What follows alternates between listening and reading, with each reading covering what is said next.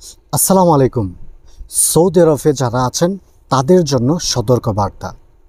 এই ৯ সেপ্টেম্বর এক সৌদির হাতে বাংলাদেশি খুন হয়েছে। সাধারণ একটা তুচ্ছ বিষয় নিয়ে খুন হয়েছে।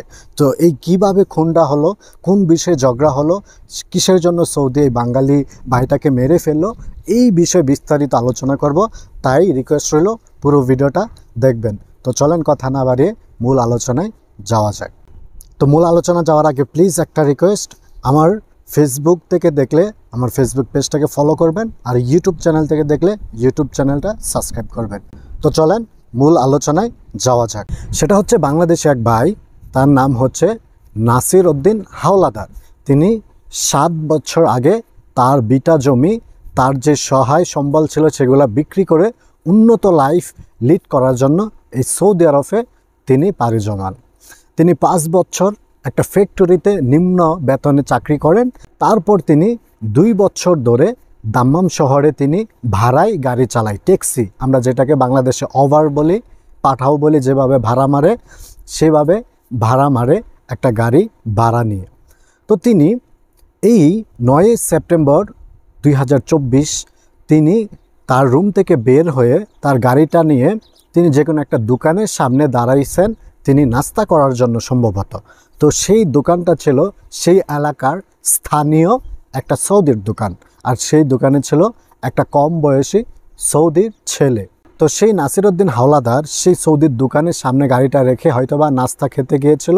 সময় প্রায় আধা ঘন্টা অতিবাহিত হয়েছে। সে যখন গাড়ির কাছে আসে তখন সেই সৌদির ছেলেটা এসে তার সাথে একটা বাক বিতণ্ডা শুরু করে দেয়, তর্কাতর্কি শুরু করে দেয় যে তুই কেন আমার দোকানের সামনে গাড়িটা রাখলি, তোর জন্য আমার সমস্যা হয়েছে।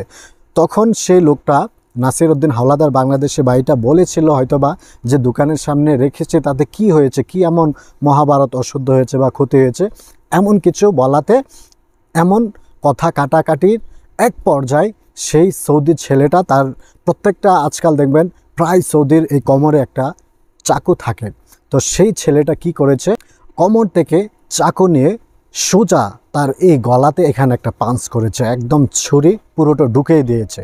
আর সেইখানেই সেই ঘটনাস্থলেই সে আমাদের নাসির উদ্দিন ভাই তিনি শহীদ হয়ে যান, মৃত্যুবরণ করেন। তো এই ঘটনার থেকে আমরা কি শিক্ষা নিতে পারি, বা এই ঘটনা আমি কেন শেয়ার করলাম? আপনারা যারা বাংলাদেশি ভাই বা ইন্ডিয়ান বা বাংলা ভাষাভাষী ভাই যারা সৌদি আরবে অবস্থান করছেন, আপনাদের পায়ে ধরি প্লিজ।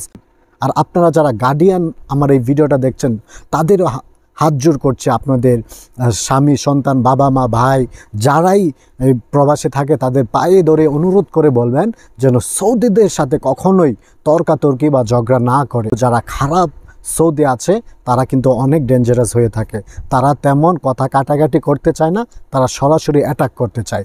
তাই আপনারা যারা আছেন প্রবাসে, আপনারা কখনোই সৌদিদের সাথে তর্কাতর্কে লিপ্ত হবেন না, ঝগড়া করবেন না।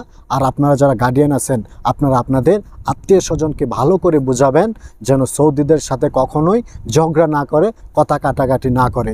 যদি করে তাহলে আমাদের এই নাসির উদ্দিন ভাইয়ের মতো মৃত্যুবরণ করতে হবে।